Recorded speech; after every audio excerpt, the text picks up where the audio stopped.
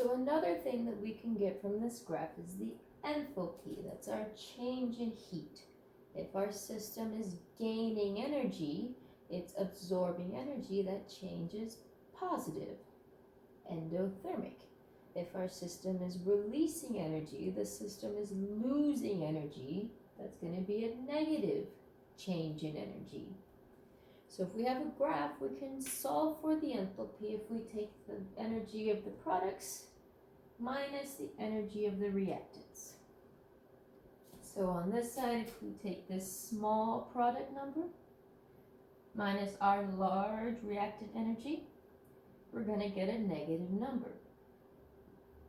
So this must be an exothermic graph.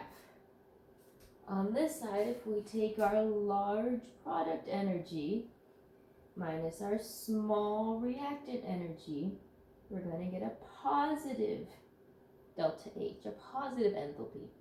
So this must be the endothermic graph.